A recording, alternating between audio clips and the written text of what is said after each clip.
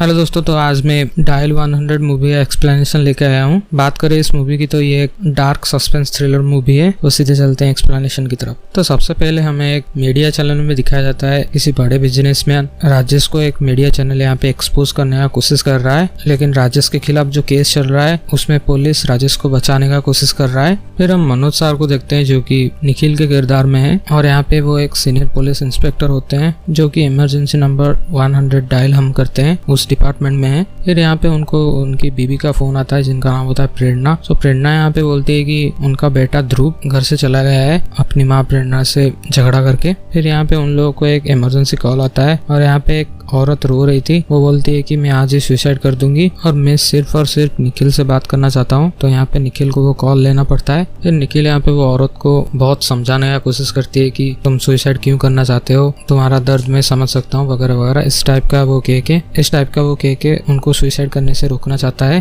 But वो औरत यहाँ पे वो निखिल से पूछती है कि क्या तुम एक ऑनेस्ट पुलिस ऑफिसर हो और क्या तुमने कभी रिश्वत नहीं लिया है। तो निखिल थोड़ा सेम जाता है और बोलता है हाँ। फिर वो कॉल यहाँ पे कट हो जाता है और यहाँ पे हम देखते हैं निखिल और उनके जो बाकी के पुलिस वाले थे वो सब चाय और बड़ा पाव सब खाने लगते हैं। और यहाँ पे जो चाय देने वाला आया था निखिल उनसे पूछता है कि वो जो पुराने चाय वाला था वो कहाँ गया। और यहाँ पे हमें पता चलता है जो नया चाय वाला है वो 7-8 दिन से इस पुलिस स्टेशन में चाय दे रहा है। फिर निखिल यहाँ पे स्मोक करने के लिए बाहर जाता है और थोड़ी देर बाद उसी औरत का यहाँ पे फिर से कॉल आता है। बट सडनली यहाँ पे सब लोगों का मॉनिटर ऑफ हो जाता है। कॉल जो है वो लैंडलाइन के थ्रू चल रहा था, लेकिन यहाँ पे उन लोगों का सिस्टम काम नहीं कर रहा था, यानी कि कंप्यूटर काम नहीं कर रहा था। ये सब देख के निखिल को थोड़ा अजीब लगता है क्योंकि उस औरत को निखिल के बारे में इतना सब कैसे पता। सो यहाँ पे निखिल अपने बेटे को फोन करता है ध्रुव को। वो अपने बेटे को बोलता है जल्द से जल्द घर जाए। इस बार निखिल के नंबर को ही उस औरत का फोन आ जाता है। तो वो यहाँ पे निखिल को बोलते है कि मेरे पास गन है और आज मैं किसी को मारने वाली हूँ। सो निखिल यहाँ पे प्रायोरिटी बेसिस पे और एक पुलिस वाले को फोन करता है जो कि उन लोगों का स्टेशन और एक बिल्डिंग में था। उन लोगों का सिस्टम अभी काम कर रहा है। निखिल यहाँ पे मूर्ति को बोलता है, उस पुलिस ऑफिसर का नाम मूर्ति था। तो निखिल यहाँ पे मूर्ति को बोलता है कि जल्द से जल्द ये जो कॉल आया था उसके नंबर में वो नंबर और उसकी लोकेशन जल्द से जल्द ट्रैक करे और निखिल को बताए। ऊपर से उनके कन्वर्सेशन से हमें पता चलता है इधर जो इन लोगों का कंप्यूटर एक साथ शट डाउन हो गया है, वो एक परेश नाम का एक आदमी आएगा जो कि IT सेल का है। सो वो आने के बाद ही इन लोगों का सिस्टम वापस चल सकता है। फिर यहाँ पे सीन कट होता है और हम देखते हैं प्रेरणा के घर में एक औरत आई थी और वो खुद को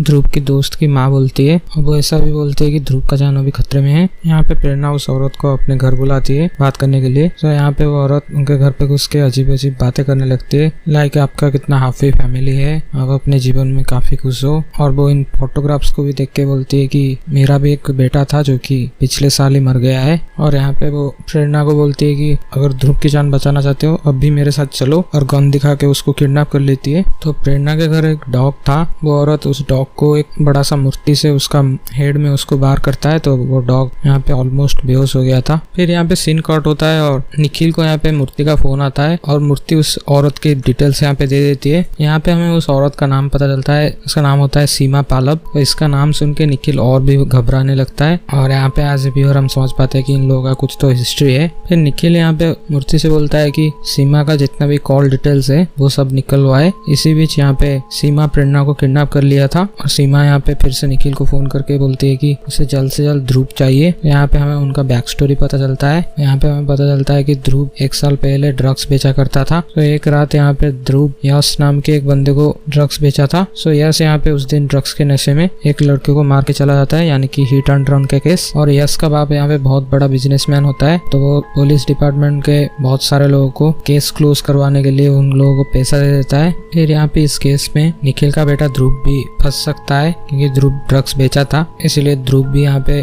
उस केस के दौरान टेस्टिफाई नहीं किया, यानी कि अपना बयान नहीं दिया। और सीमा का बेटा अमर को यहाँ पे जस्टिस नहीं मिला है। और सीमा का यहाँ पे ये मोटिव होता है कि वो ध्रुव के जरिए यश तक पहुंचना चाहती है। और उनके कन्वर्सेशन से हमें पता चलता है कि ध्रुव अभी तक ड्रग्स बेच रहा है और आज भी वो अपने मम्मी पापा यानी निखिल और प्रेरणा को झूठ बोल के आया है कि मैं पार्टी करने जा रहा हूँ, लेकिन लेकिन वो ड्रग्स बेचने जा रहा है और आज वो ड्रग्स यश को भी बेचने वाला था। तो यश किसी पब में होता है। यहाँ पे सीमा निखिल को बोलती है कि जल्द से जल्द अपने बेटे यानी ध्रुव को बोलो, वो यश से मिलना चाहता है। मतलब ध्रुव यहाँ पे यश से मिलेगा और उसी पब के बाहर सीमा जो करना चाहती है वो कर सकती है। फिर निखिल यहाँ पे अपने बेटे ध्रुव को फोन करके ये सारी सिचुएशन बताने लगता है, जो कि प्रेरणा अभी किडनैप हो चुकी है और उन लोगों को सीमा की बात मानना ही पड़ेगा। फिर परेश यहाँ पे आता है और वो लोग जब सर्वर रूम जाते हैं तब उन्हें पता चलता है कि वहाँ पे जो मेन वायर था वो तो कट चुका है। सो निखिल यहाँ पे परेश को बोलता है कि क्या तुम उस पब जो पब में यश था उसका नाम होता है तांडव, तो क्या तुम उस पब का सीसीटीवी हैक कर सकते हो।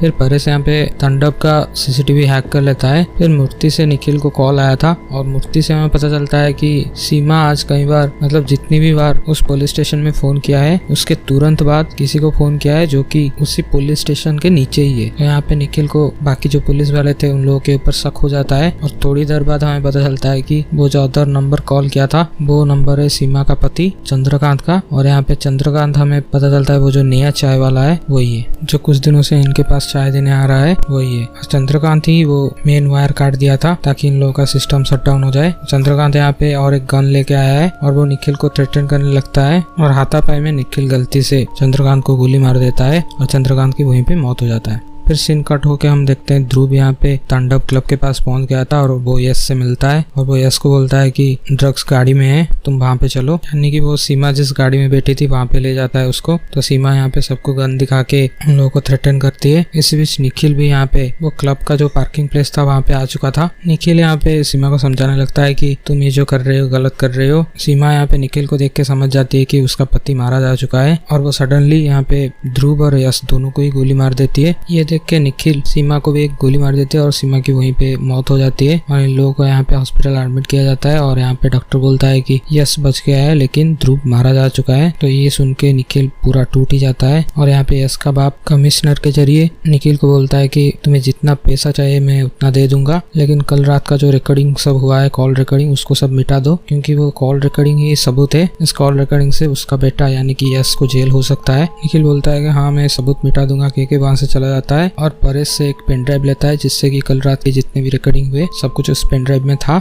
और वो ऑफिस जाके एक मीडिया कंपनी को फोन करता है ताकि उन लोगों को वो सबूत दे सके, वो पेन ड्राइव दे सके। जो मीडिया कंपनी हम पहले सीन में बोल रहा था उसी मीडिया चैनल को वो फोन करता है और यहाँ पे सीन कट हो जाता है, मतलब मूवी खत्म हो जाता है। तो आगे क्या हुआ हम जान नहीं पाएंगे, लेकिन मेरा अजम्पशन ये है कि निखिल यहाँ पे मे भी वो पेन ड्राइव वो मीडिया चैनल को दे दे और यश और उसके फादर का पर्दाफाश हो और तो ध्रुव के साथ साथ सीमा के बेटे अमर को भी जस्टिस मिले। यानी कि इस मूवी में दिखाया गया है कि कैसे बड़े बड़े बिजनेसमैन और पावरफुल लोग जो होते हैं वो लोग बड़े बड़े जुर्म करके भी आराम से बच जाते हैं। ओके, ये रहा मूवी का कंप्लीट एक्सप्लेनेशन। अगर एक्सप्लेनेशन जरा भी पसंद आए तो प्लीज इस चैनल को सब्सक्राइब जरूर कर देना और वीडियो को लाइक कर देना। कुछ क्वेश्चन हो तो कमेंट कर सकते हो या फिर इंस्टाग्राम पे डीएम कर सकते हो। इंस्टाग्राम का लिंक आपको डिस्क्रिप्शन पे मिल जाएगा। मिलते हैं नेक्स्ट वीडियो में। Thanks for watching.